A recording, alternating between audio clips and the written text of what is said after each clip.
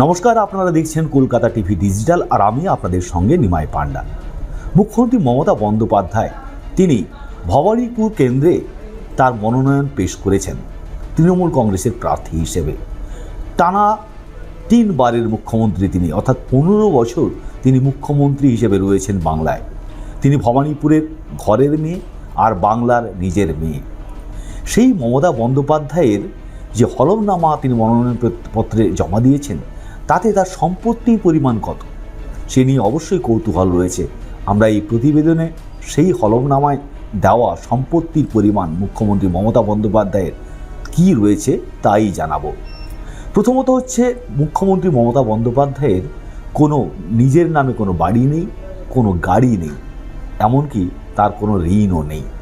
কিন্তু তিনি যে হলফনামা পেশ করেছেন তাতে দেখা যাচ্ছে 2024-25 সালে তার আয় 23,21,570 টাকা, যা তার আগের বছর অর্থাৎ 23-24 অর্থবর্ষে ছিল 20,72,740 টাকা আয় করেছেন তিনি তার আগের বছরে। এবং 21-22 অর্থবর্ষে তার আয়ের পরিমাণ 38,14,410 টাকা।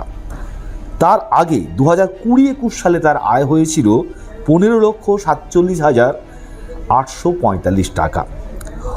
এবং তার কাছে যে নগদ অর্থ রয়েছে, তিনি যা হলফনামায় জানিয়েছেন, তা 75,700 টাকা। ইন্ডিয়ান ব্যাংকে তার একটি অ্যাকাউন্ট রয়েছে, সেই অ্যাকাউন্টে রয়েছে 12,36,209 টাকা 71 পয়সা। এবং নির্বাচনের কাজে ব্যবহার করার টাকাও রয়েছে ওই ব্যাংকেই আরেকটি অ্যাকাউন্টে, আর সেই অ্যাকাউন্টে রয়েছে 40,000 টাকা।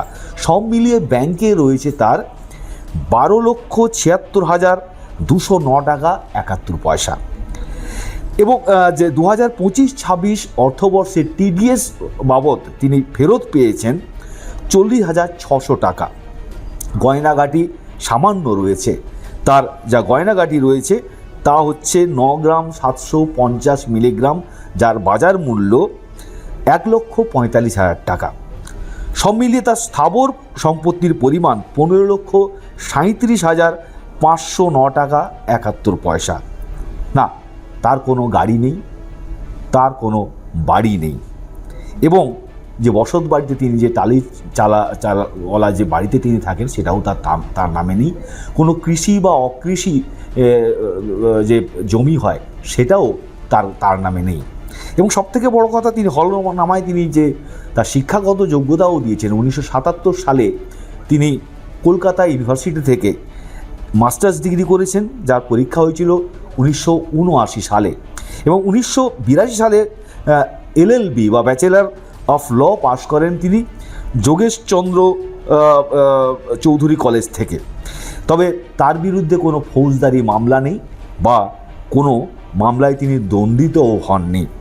সব মিলিয়ে মুখ্যমন্ত্রী মমতা বন্দ্যোপাধ্যায়ের যে হলফনামায় যে সম্পত্তি রয়েছে, তাতে কিন্তু যাকে 3 বার মুখ্যমন্ত্রী হিসেবে বাংলা দেখছে, টানা 15 বছর ধরে তিনি মুখ্যমন্ত্রী রয়েছেন, তার রোজগার, তার আয়, তার হাতে সম্পত্তি আছে কিনা, সবটাই আপনাদের হলফনামা অনুযায়ী তুলে ধরলাম।